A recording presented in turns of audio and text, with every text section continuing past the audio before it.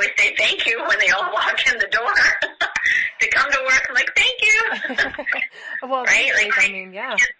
Yeah, they need to hear the thank you. They need to hear that they are appreciated. Like staff, all staff, housekeeping, everybody, the RCAs, everyone has an important role here at the Manor and at any long-term care home. It's tough. Absolutely. It's tough. Mm-hmm. And that appreciation factor has come out of so many of our interviews as being such a big motivating factor for so many staff. They see it and they feel it. Yeah, it does. I don't want money. I don't want anything, but I would like to be thanked that, we came, we have a smile, and we're doing the best we can. Yeah. And when you look at the characteristics of people who go into work, like in long-term care and in the care positions, that really is a big piece of the puzzle for them. So it makes perfect sense. Absolutely. They just want to be told thank you for coming today. And not a general thank you, like that it goes out to everyone, like a personal thank you. And not a gift. I don't want coffee. I don't want anything. Just, hey, Carol, thanks for coming today. I know it's been busy. Thank you so much. Something like that, right? Yeah, absolutely. I say to my PSWs all the time, oh, wow, thank you for coming today. I hear that things, are rough at home or whatever, if their child is sick or something, whatever, right? Their dog, I don't know. Mm-hmm. But I always acknowledge them, validate them, and make sure people feel that they are being heard. It's always a huge thing. Absolutely. And so you kind of touched on this already, but since March of this year, were there any things outside of your organization? So things like public health unit guidelines, Ministry of Long-Term Care directives that influenced your ability to provide safe, effective, and compassionate isolation. And those could be either barriers or things that were facilitators, things that helped you guys from outside the organization. I would say the managers like Carla and Gemma, they were fantastic with keeping us on board, I guess, educated or in the know of what the changes were. Sometimes that's the biggest thing because we will get lots of phone calls from family members wanting to know the change, and sometimes we struggle, because it was changing daily at one point there. We did have some tracking sheets that we could follow, but then those would even change. Yep. So I'm not sure. I think it's just that type of thing to keep, I think, the communication open. And yes, all these ministry and the guidelines and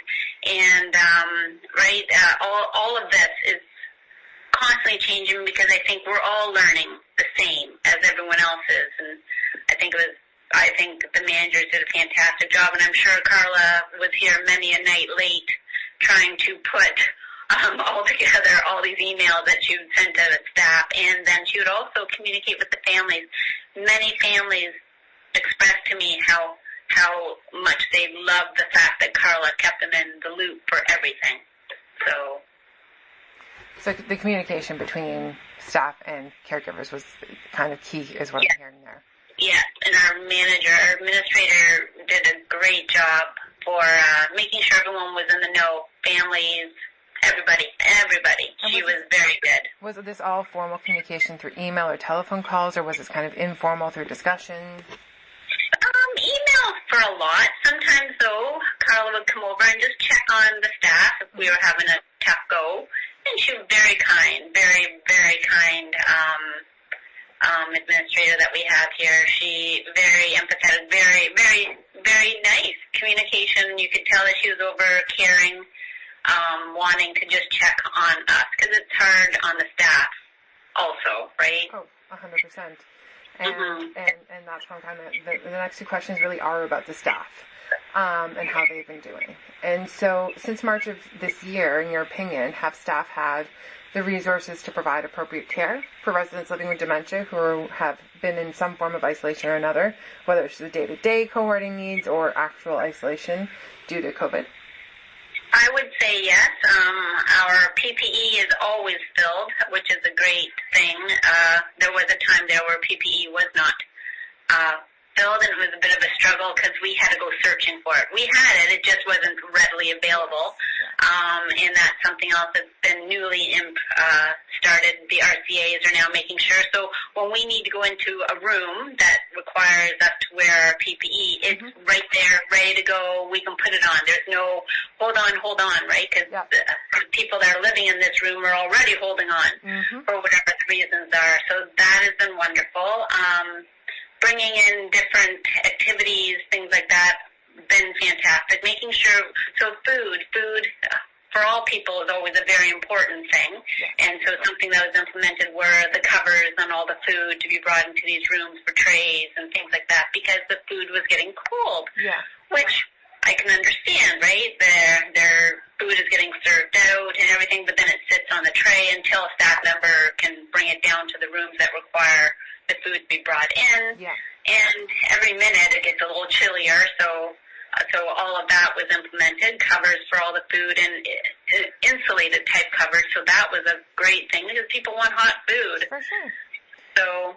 yeah, that's not a big request. Oh gosh, like there's not a whole lot, for these rooms. We did have bird feeders being placed outside the rooms, so people could watch the birds outside their rooms, so that was another big thing that some of the rec and leisure people did, because quite a few people like to see whatever is going on through their window. And that was something that was brought, that has been done also, which I thought was a great idea. Things like that. I don't know.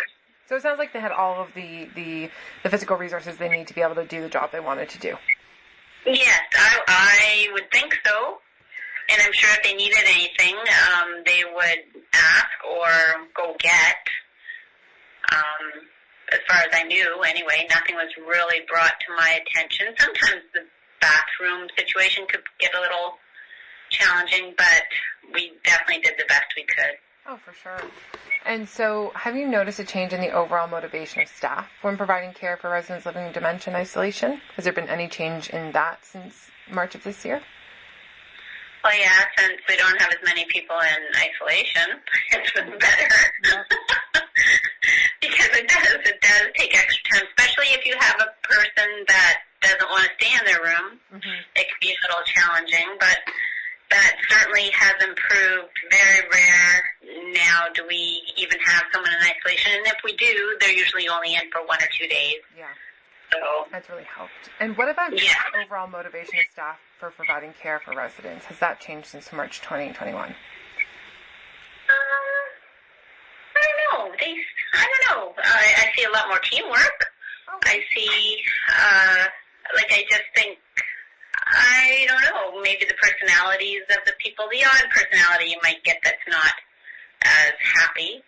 But it seems like, I don't know, I'm sensing that they're all doing a really good job. And I don't really see a whole lot of problems, and they work together. And if not, they come report, and I'll go chit-chat with the person and just see, hey, everything okay?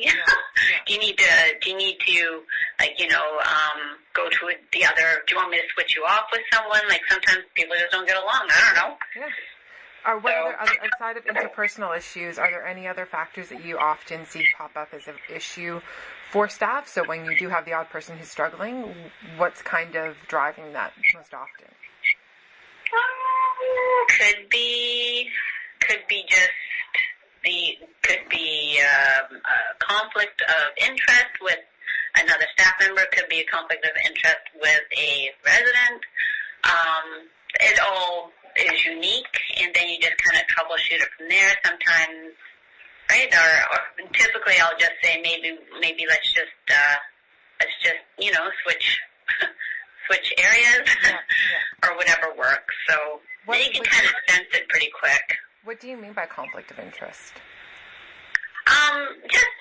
Maybe, I don't know, maybe they it just wasn't working out. Maybe that resident just wants female people taking care of them, type of thing. And if I only have 2 males down that side for assistance, then I will change one of them to go to the other side and bring a female over, something, whatever it is. We try and work through it. Okay. And so the last question I have really around staff is thinking about all of the infection prevention and control measures that you guys have to be responsible for implementing. And that's the simple ones to the more complex ones. Were there any rules that you were required to follow that kind of went against what you felt was the right thing to do for residents at any point since March of this year?